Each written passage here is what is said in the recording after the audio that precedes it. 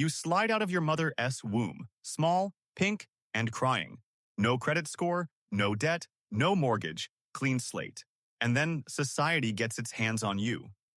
40 years later, you're sitting at a desk under fluorescent lights, checking your bank account for the third time today, hoping the number somehow changed.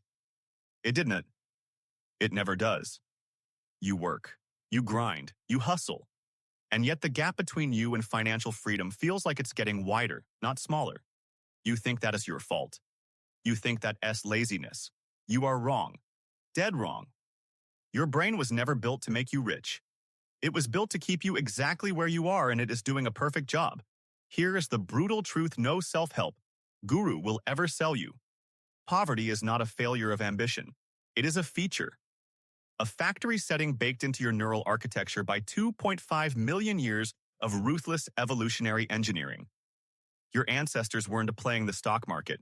They were playing a survival game with no second chances. And the brain they passed down to you? It is a masterpiece of short-term thinking, loss aversion, and radical status quo bias. A machine perfectly optimized for a world that no longer exists and catastrophically mismatched for the one you're actually living in. Think of it like this. Imagine a chop shop in a back alley. Every night stolen cars come in. The crew strips them fast, no long-term plan, no inventory system, no reinvestment strategy. Just grab what you can right now before the cops show up. That is your prefrontal cortex when it comes to money. It is not running a long-term operation. It is running a chop shop. And Wall Street figured that out a long time ago. The science is airtight. In 2005, economist David Laibson at Harvard published landmark research on what he called hyperbolic discounting, the tendency of human brains to radically overvalue immediate rewards compared to future ones. In his experiments, people consistently chose smaller payoffs now over significantly larger payoffs later.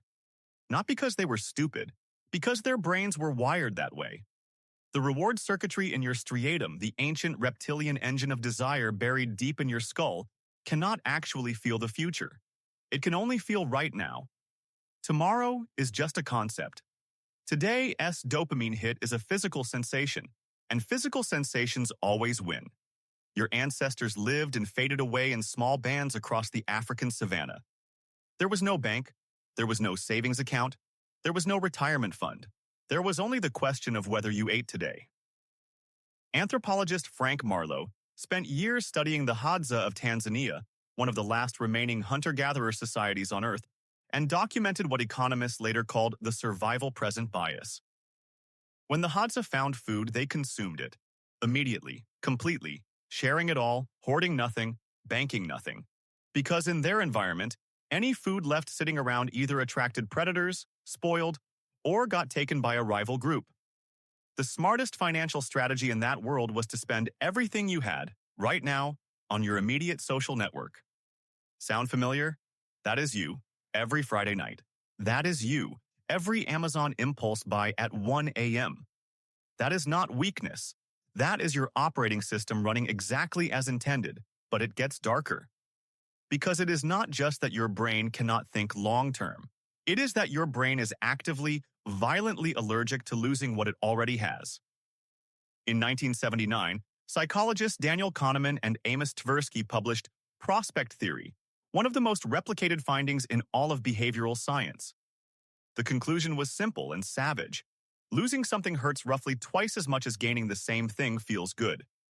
Your brain registers a $20 loss with twice the emotional intensity of a $20 gain. This is called loss aversion, and it was forged in a world where losing your shelter, your tribe, or your food cache meant you stopped existing. In that world, loss aversion kept your ancestors alive. In this world, it keeps you paralyzed. It makes you cling to a bad job, a dead-end routine, a savings account earning nothing. Because the pain of risking what you have, even for something exponentially better, feels unbearable. Your brain interprets financial risk as a physical threat. Your stress hormones spike, your vision narrows, you retreat, every time. Now picture the chop shop again. The crew knows a deal, a legitimate investment, a real opportunity to move up and run a proper operation. But it requires putting in the money they already have, and every single member of the crew balks. Not because the math is wrong, because the gut is screaming, because the body remembers what it felt like to have nothing, and it will do anything to avoid feeling that again. That is your brain in a negotiation with your financial future. And the gut always outvotes the spreadsheet. There is one more layer, and this one is the most insidious piece of engineering in your entire skull. Researcher Robert Sapolsky at Stanford spent decades studying the neurochemistry of social hierarchies in primates. What he found applies directly to you. Your brain does not actually track your absolute wealth. It tracks your relative position in the social hierarchy around you. Your striatum, that ancient reward engine, releases dopamine, not when you gain money, but when you gain more money than the people around you. You are not wired to become wealthy. You are wired to feel like you are winning, and modern capitalism understood this perfectly. Keep the average person surrounded by just enough consumption, just enough visible status, just enough social comparison, and they will spend every marginal dollar chasing the feeling of being slightly ahead of their neighbor. Never accumulating, always consuming. The casino does not need you to gamble irrationally. It just needs you to keep playing. This is the machine your ancestors handed you. A brain that cannot feel the future. A brain that panics at loss. A brain that measures success not in absolute terms but in social rank. In the ancient world, this machine kept your bloodline alive for 250,000 years. On the savannah, it was genius-level engineering. In a 401k meeting, it is a liability.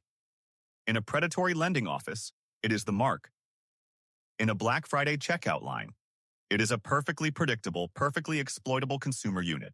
You slide out of your mother SE womb, small, pink, and crying. No debt, no bias, no factory settings yet installed. But the installation happens fast, and by the time you are old enough to open a bank account, the chop shop is already running in your head, stripping value as fast as it comes in. Allergic to risk, addicted to now, blind to tomorrow. The system did not fail you. The system worked perfectly. It just was not built for your benefit.